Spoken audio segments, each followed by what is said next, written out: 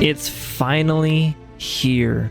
So many years in the making, so many years waiting for it. It is finally here. Ladies and gentlemen, today we are going to be benchmarking Starfield. This is a long-awaited game. It has had a lot of different articles written about its performance and the lack thereof potentially. So today we are going to put an answer to that once and for all. In my computer, I have a Ryzen 9 5950X, an RTX 4090, 32 gigabytes of 3600 megahertz RAM, and I'm loading the game off of my 980 Pro M.2 SSD. So this is going to be the peak of performance. I hope you are all as excited as I am. Let's waste no further time. Let's jump right in. So these are the graphical options inside of Starfield, and there's actually quite a few of them. The only one that I am personally hoping for is to change FSR2 into DLSS3 for the frame generation in the future. Hopefully they add that as a patch, or maybe someone can make a mod for it, wink wink nudge nudge. So we have the game completely maxed out on the highest possible settings, but I also am going to turn off FSR2 just for this testing because I want to see what the game runs like on a 4090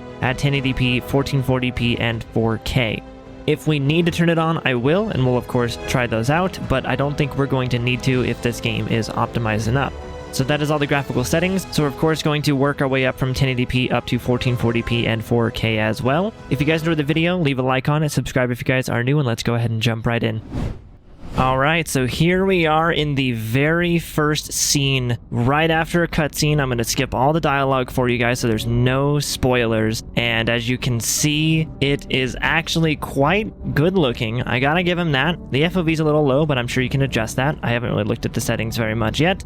But we're getting over 100 FPS right here at 1080p. So that is really good to see. We are using 5.6 gigabytes of VRAM, 20 gigabytes of RAM. As always, I've been saying a lot recently that if you have 16 gigabytes of RAM, you are running the minimum. Most games do recommend having 32 gigabytes of RAM, and it seems that Starfield is no different. Most games run about 20 plus right now, especially when you have 32 and it has the room to use all of that 32 gigabytes. So this game actually is using quite a bit of the GPU though at 87%, which is good to see. Definitely a gorgeous sight to see here. I honestly think this is really good looking. I am very impressed with what they've done with this so far. Let's go ahead and keep going forward and see what the game runs like. Got a cool little cave section here. It's an interior cell, so of course the FPS might be a little higher than what it is outside. Gorgeous little cave interior over here. I am actually really happy with how this looks. Like, the lighting looks really good. The animations are solid. The little effects and particles and everything look really nice. The stalactites and stalagmites look amazing with the different shading on there. We're using about 35% of the CPU here, which is pretty good.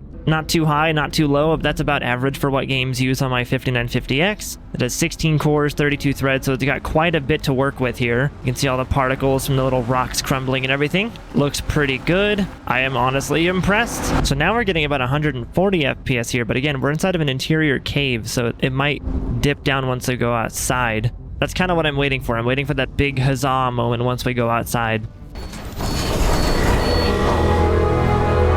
Wow, look at that. That is quite the spectacle. That is quite the introduction to a brand new world, a brand new universe, galaxy, a brand new everything has just happened. All right, we're now in the first bit of open world land inside of Starfield, and as you can see, at 1080p, without any FSR or anything like that, with full 1080p resolution, ultra settings, we are holding about 75 FPS on average, which isn't bad. That's not terrible, because if I turn on FSR2, we should be getting even more. We should be getting like 80 or 90. And just look at the visuals of this game. This is the first area that you explore. This is the very first area that you can actually go out here. Like, is it gonna let me like go all the way out here? I don't even want to test it, but I kind of do at the same time. Like, yeah, this is fully explorable so far. Like, that's crazy. Look at the visuals of this. That's awesome. And now we're getting like 100 FPS going way out here. I think the NPCs over there are definitely going to make us more CPU limited. And now that we're away from the NPCs, we're using like 90% of the GPU, so we're more GPU limited, which is allowing us to actually just push that CPU even higher. Okay, just for comparison's sake, we're going to take this area and turn on FSR2 and see what the frame rate goes up to. Let me do that real quick and I will come right back. All right, so as expected, it actually didn't help that much because this area is in fact CPU limited, so FSR isn't going to make a bit of a difference because it's only downscaling resolution, which isn't really making the CPU able to work any harder. If we run away from this area though, if we go back down here, we might actually see a bit higher frame rate down up above the 100s. Okay, so it would seem that FSR2 does not really help much at 1080p at all. We get basically the same FPS as we were no matter where we are because we're so CPU limited. So the biggest help here is going to be DLSS 3 in the frame generation. If we end up getting that later down the road in like a patch or something or some kind of mod for it, that would be the biggest help here. But this game is honestly not using that much of my computer. It's only using 15.8 gigabytes of RAM. It's using 30% of my CPU, 7-ish gigabytes, little under 7 gigabytes of VRAM, and about 97% of my GPU. So it's using a good chunk of the computer here. It's using a good chunk of the actual specs it's given. It's not like it's going to be heavily optimized for like a console game or something. And the detail on the environment is actually really, really nice. I gotta give them that. It does look fantastic. They improved it a ton. Ever since Fallout 4 and Fallout 76, the engine it feels a lot smoother. The movement feels fantastic. This is like Creation Engine 2.0 or something. So now, with this exact scene, let me see if I can change it over to 1440p and see what that runs like. Alright, so here's 1440p at the exact same settings, still completely maxed out Ultra, and it's actually running pretty good. This is no FSR at all. This is just the game running as normal, and I gotta say, I'm kind of impressed on how it actually runs. Like, we're only getting a slightly less FPS here because I think, again, we're so CPU limited that the GPU isn't really the big bottleneck here, so the resolution's not gonna change the frame rate much. But it is butter smooth, honestly. There's no skipping, there's no stutters, there's no nothing like that. You are getting a solid frame rate, and if the frame rate increases, it's like a smooth increase of frame rate. Like there's no random spikes or jitters or stutters or nothing. It's smooth. So you can see around here is probably the lowest I can get, about 66 FPS right about there because of all the NPCs and the particles and everything like that too. So it is kind of crazy. But let's see what this view looks like at 4K. So let me do that real quick and I'll come right back.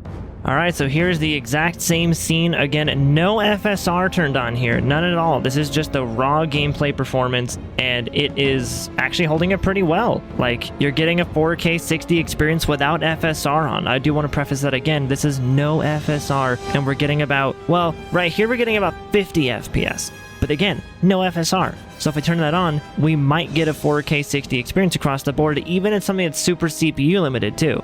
Alright, so here's the exact same scene without FSR on, still ultra settings at 4K resolution, and it is surprisingly running really, really smooth. Let's go ahead and run around and see what the frame rate changes to as we kind of run around. We'll turn on FSR2 as well to kind of give it, of course, a fair shot, a fair chance, and see what it does. But I mean, we're still getting about 50 FPS here as we just run around. This area out over here is definitely way less CPU limited. So let me go out here. Let me just kind of run away from the NPCs and see what my frame rate goes up to.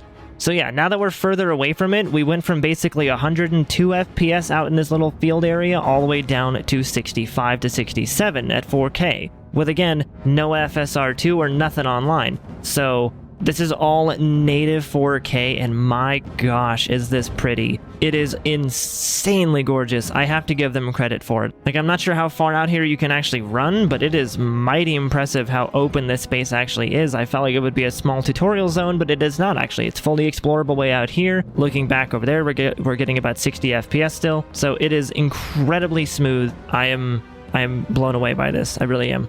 But then again, if you have a 4090, you pretty much should expect nothing but the best, and that's kind of what we're getting here. Alright, so we're back here. I want to turn on FSR2, and I want to try 4K out and see how it actually runs. So let's do that real quick, and I will come right back.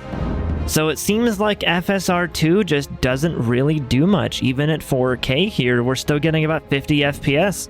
So it does seem like the FSR2 implementation is not the best because it's really not doing much for CPU in a lot of these areas, or at least not CPU, but our frame rate is not changing much in these areas at all. As we run around, we're still getting about 50 FPS, and it's not really changing much as we run around because this area is still just kind of CPU limited, kind of bottlenecked by the CPU there. If we run out here, maybe we'll get more, so we were getting about 65 to 67 way out in this field, but I don't know if we're going to change much. It might actually seem lower. Is it lower? Does FSR2 lower the frame rate? Let me just kind of stand still and let it kind of load up again.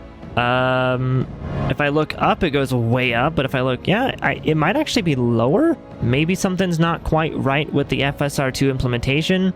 It either seems the exact same or it seems lower on average for performance, but I mean, either way, you're getting about a 4K 60 experience, maybe 4K 40 on the highest end settings. So all we have to hope for is that sooner rather than later, they add in a DLSS 3 mode for frame generation, and sooner rather than later, we get the FSR 3 mode with the fluid motion frames as well, so we can have both AMD and NVIDIA's version of the frame generation sort of software helping us out generating more frames would be amazing for this kind of a game. But I mean, it's not bad. It's not an awful experience. It's actually pretty smooth. There's no crazy micro stutters. There's no shader compilation. There's no it's not trying to use 22 gigabytes of VRAM. It's not using 30 gigabytes of RAM. It seems to be overall a very smooth experience, and I mean, it checks a lot of the boxes. You just may not be getting 120 FPS at 4K. So if this game did have FSR 3 or DLSS 3 frame generation in here, you would definitely be getting well over 100 FPS at 4K, which is definitely good to know, at least in this beginning area. There might be some more city areas that are harder to run, but you would definitely be getting at least 4K 60 with the frame generation on, depending on your hardware. With the 4090, you'd be easily getting 4K 70 plus, maybe even 100 plus with the frame generation on. And if it had frame generation at the lower resolutions like 1440p or 1080p, you would probably be getting anywhere between 120 and 140 FPS non-stop. So I'm hopeful for some kind of frame generation DLSS 3, FSR 3 implementation for this game, but it is not bad at all. This was a super solid experiment here, super solid test. So overall, I'm actually pretty happy with this. I think it is a super solid experience. Let me know what you guys find out on your hardware with your settings at different parts of the game. I just want to make this quick little benchmark to kind of show you guys the early results of what this game would look like with 1080p, 1440p, and 4K. So this may not be the most extensive look at the graphics or the performance or the settings like Digital Foundry would do, but hopefully this would be enough for you guys to kind of get an understanding of how it's going to run on your hardware. So overall, to recap, 1080p gets about 60 to 100 FPS in this zone here. 1440p gets about 40 to 75 FPS, and 4K gets about 40 to 60 FPS, depending on the area that you're in and what you're looking at and what's happening. That's the summary of this zone here. So that will do it for this video, guys. Once again, it's going to be a very quick benchmark. I want to play this game. I'm going to be live streaming this game right now on my Twitch channel. By the time this video goes live, I will already be up actually streaming this game on my Twitch channel. Come check it out. Come hang out with us. We'd love to see you guys over there. But if this helped you guys out, if this was very interesting, let me know with a comment down below. Let me know with a like as well. Subscribe if you guys are new. So thanks for watching, guys. Welcome to Starfield. Later, nerds.